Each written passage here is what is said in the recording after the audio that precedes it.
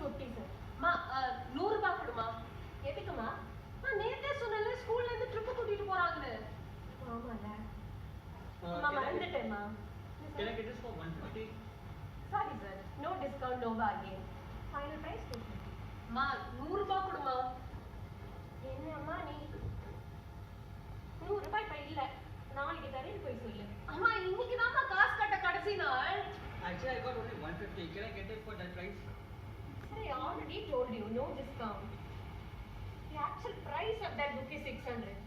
And I'm already giving it to you at 250. You cannot make further discount. மா 100 ரூபாய் கொடுமா, late ஆகுதுமா ஸ்கூலுக்கு. கண்ணா இன்னைக்கே கொடுக்கணும்னா வெயிட் பண்ணு. முத வியாபாரம் ஆகட்டும் தரேன். அம்மா இங்க இருக்கு. ஓகே வாங்கிட்டு வரேன். 10 மினிட்ஸ்ல வீட்டுக்கு வரேன். ஓகே வரேன். மேம் நேஷனல் ஃபிளாக் வேணும். எடுத்துக்கோங்க சார். 50 வேணும். முத்து நான் கொடுக்குறேன். பாருங்க 50 ஃபிளாக் கொடுமா. Yes sir. Are you buying that book? If you give it for 150, I'll buy it. Sir, I already explained you. I cannot sell it for less than 250.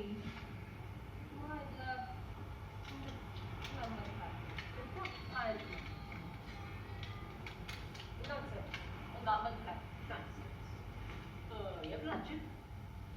பரவாயில்ல sir, எடுத்துக்கங்க. இல்ல 50 ஃபிளாக் எவ்வளோ ஆச்சு? அதான் சார், எதுவும் வேண்டாம், நீங்க எடுத்துக்கங்க. இது உன்னோட பொண்ணு நினைக்கிறேன். ஒரு ஸ்கூலுக்கு ஸ்டேஷனரி இல்லைன்னா புக்ஸு. முத்து சார், அதெல்லாம் எதுவும் வேண்டாம் சார், நீங்க எடுத்துக்கங்க. ஓகே.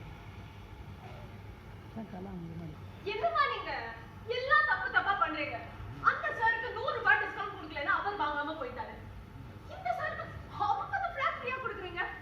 அம்மா இங்க பாரு, ஒரு ஃபிளாட் 5 ரூபாய் வித்துறாலும் 250 ரூபாய் கிடைச்சிருக்குல்லம்மா. தப்பு கணக்கு போடுறேன் முத்து. நான் சரியா தான் கணக்கு போடுறேன். 5 × 50 250 ரூபாய் தான்.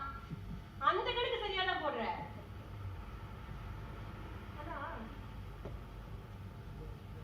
இந்த கணக்கு தப்பா போடுறீங்க முத்து. முத்து என்ன இது? என்ன தேசிய கொடி? எந்த தேசத்தோடுது? பாரத தேசத்தோடுது. பாரத தேசம் உனக்கு என்ன வேணும்? என்